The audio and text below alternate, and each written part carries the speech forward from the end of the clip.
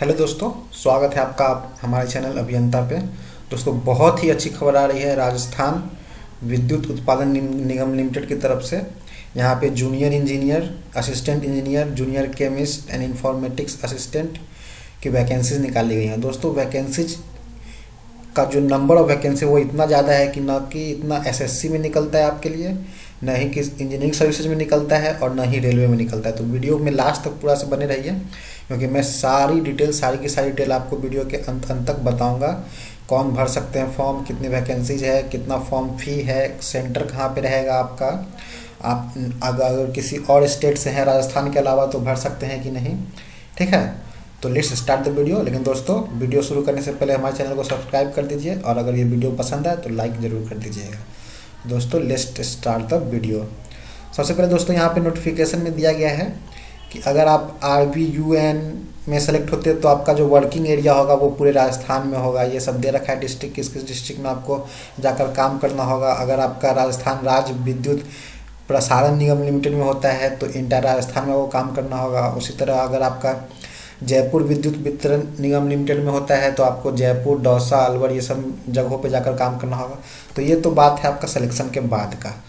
Selection के पहले का जो हमारा क्या है काम कि जूनियर इंजीनियर इलेक्ट्रिकल में कितनी वैकेंसीज आई हैं।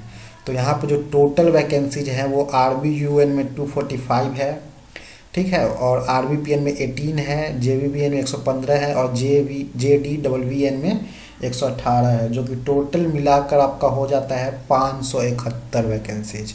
तो देख सकते हैं आप कितनी बड़ी संख्या में वैकेंसी निकाली गई यहाँ पे राजस्थान सरकार के द्वारा। ठीक है, वहीं अगर हम लोग नेक्स्ट अगर बात कर ले अब हम लोग मैकेनिकल की, तो दोस्तों मैकेनिकल के लिए टोटल वैकेंसीज 245 हैं और ओपन कैटेगरी की बात करें तो 67 है। मतलब टोटल वैकेंसीज 245। आपने लास्ट मैकेनिकल के किस एग्जाम में वैकेंसीज सुनी होंगी, ये मुझे कमेंट करके जरूर बताइएगा। न ही इतनी सारी वैकेंसीज आपको गेट के जरिए मिलती हैं PSUज में, और न ही इतनी वैकेंसीज आपको SSC JEE में मिलती हैं। 4-5 वैकेंसीज आया था SSC JEE में पिछले बार।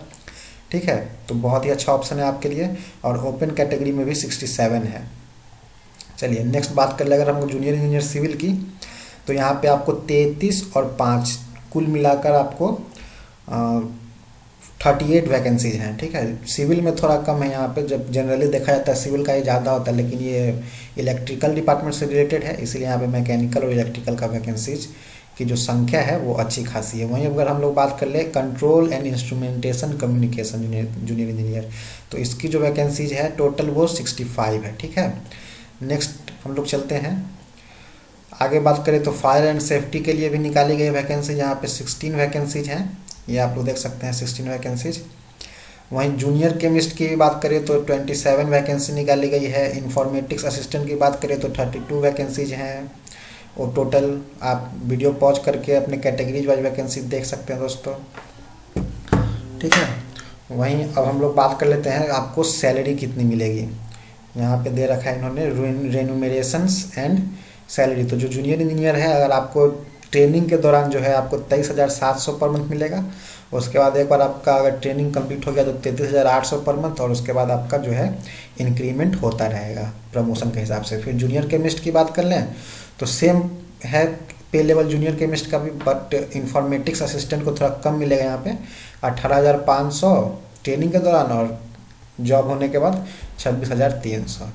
वहीं क्वालिफिकेशन बात करें तो इलेक्ट्रिकल, मैकेनिकल, सिविल किसी में भी अगर आपको अप्लाई करना है तो आपको जो है 4 साल का बीटेक होना ज़रूरी है। ठीक है, बीटेक अगर आप मैकेनिकल से अप्लाई करना चाह रहे तो BTech in mechanical, electrical engineering के लिए अप्लाई करना चाह रहे तो बीटेक इन इलेक्ट्रिकल, और सिविल है तो इलेक्ट्रिकल इन सिविल। दोस्तों, डिप्लोमा वाले यहाँ पे अप्लाई नहीं कर सकते। अगर डिप्लोमा के बाद उन्होंने बीटेक किया है तो ज़रूर अप्लाई कर सकते हैं। ठीक है, फायर सेफ्टी के लिए अगर हम लोग बात कर लें तो सेम है full time graduation degree in engineering. ठीक है, जो भी रिलेवेंट फील्ड आपका होता है फायर फाइटिंग और इंडस्ट्रियल सेफ्टी इंजीनियरिंग में, या फिर अगर आप मैकेनिकल से किए हैं फिर भी आप अप्लाई कर सकते हैं फायर सेफ्टी में। वहीं पे डिफरेंट पोस्ट की क्वालिफिकेशन दी गई है यहाँ पे, और आपको डिसक्वालीफाई कैसे इन लोग कर सकते हैं इसके बारे में थोड़ा दे दिया है इन्होंने, कि अगर आपने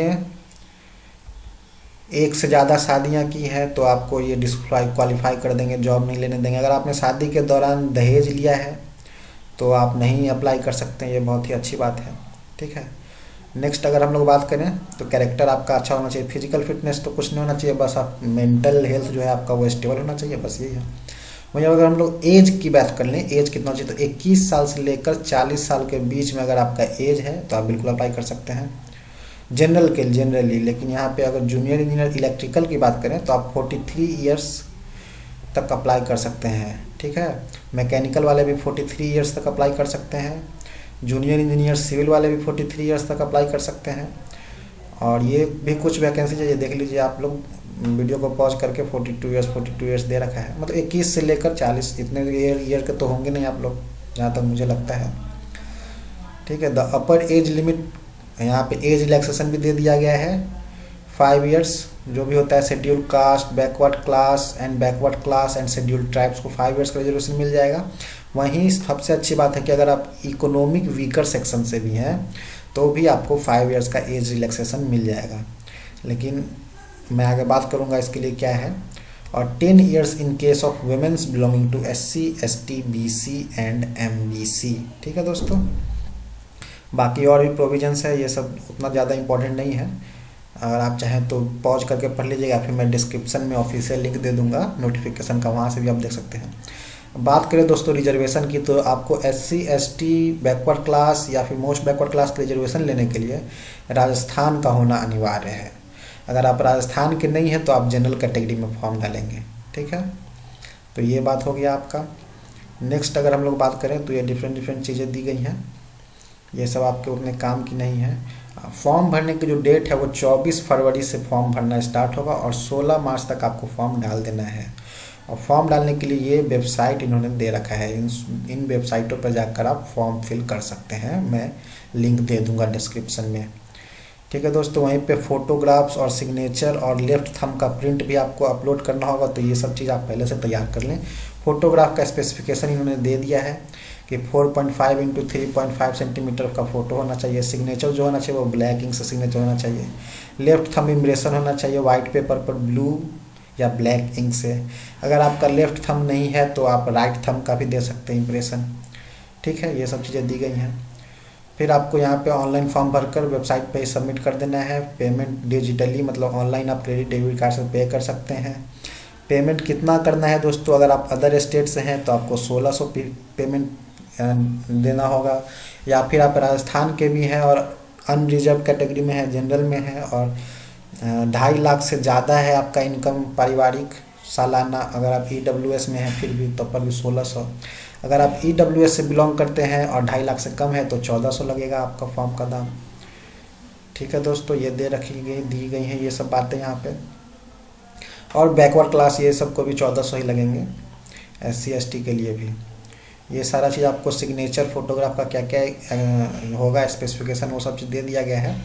आप वीडियो को पॉज करके पढ़ लें या फिर मैं जो दे दूंगा नीचे ऑफिशियल लिंक डिस्क्रिप्शन बॉक्स में, वहाँ से भी आप जाकर पढ़ सकते हैं। अब बात है यहाँ पे सिलेबस की, तो जो जूनियर इंजीनियर का आपका एग्ज़ाम होगा उसमें 60% वेटेज जो है सो आपका सब्जेक्ट का दिया जाएगा। मान लीजिए आप मैकेनिकल से भरते हैं तो 60% आपको मैकेनिकल के क्वेश्चन पूछे जाएंगे और 40% जो है आपको जनरल क्वेश्चन पूछे जाएंगे, जो कि हर एग्जाम में आपका SSC JEE का पैटर्न होता है। इस तरह से रीजनिंग पूछा जाएगा, मैथ्स पूछा जाएगा, आपको जनरल नॉलेज पूछा जाएगा, आपको हिंदी पूछा जाएगा, आपको इंग्लिश पूछा जाएगा। रीजनिंग और मेंटल एबिलिटी का जो लेवल होगा वो आप SSC JEE वाला लेवल समझ लीजिए। मैथ जो होगा आपको 12th तक का लेवल का पूछा जाएगा।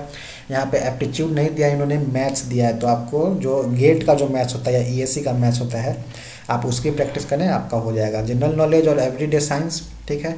अब यहाँ पे जो जनरल नॉलेज है इसमें आपको राजस्थान से जुड़े हुए जनरल नॉलेज पे ज़्यादा फोकस करना चाहिए और जो करंट अफेयर पूछेंगे वो भी राजस्थान से रिलेटेड।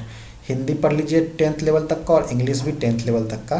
तो ये हिंदी, इंग्लिश, मैथ, रीजनिंग ये सब मिला के 40% क्वेश्चन पूछे जाएंगे और आपने जिस भी सब्जेक्ट से भरा है, जिस भी ट्रेड से, उस ट्रेड का जो होगा आपका इलेक्ट्रिकल, मैकेनिकल या सिविल, उसका 60% क्वेश्चन वहाँ से बनेंगे। ये सिलेबस भी उन्होंने दे दिया है। रीजनिंग और मेंटल एबिलिटी के लिए क्या क्या पढ़ना आपको, analytical reasoning, number series, letter series, clock, mirror image, coding, decoding, ये सब। मैथ्स जो है आपका वो क्लास 12 लेवल का है। जनरल नॉलेज देख सकते हैं आप, राजस्थान से रिलेटेड पूछा है, games, sports, science, Indian history, civics, geography, polity, economics, ये सब। हिंदी जनरल ये क्लास 10 लेवल का और इंग्लिश क्लास 10 लेवल का, जो कि मैंने पहले ही आपको बता दिया था। केमिस्ट के लिए भी सिलेबस दे रखा है, आप वीडियो पॉज करके अगर आप केमिस्ट से पढ़ना चाहते हैं तो देख लीजिए वीडियो, ठीक है। वहीं अब हम लोग आगे बात कर लें यहाँ पे।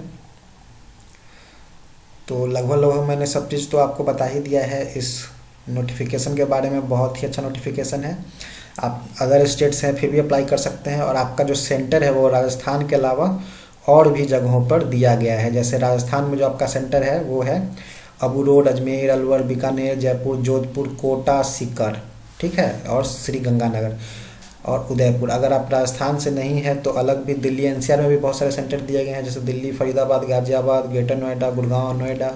पंजाब के भटिंडा और संगरूर में भी सेंटर दिया गया है। वहीं गुजरात से हैं आप तो आपको गुजरात में भी सेंटर मिल जाएगा, अहमदाबाद, गांधीनगर, महसाना, आनंद, राजकोट, वडोदरा, ये सब में। महाराष्ट्र में भी सेंटर मिल जाएगा, मुंबई, नागपुर और नवी मुंबई।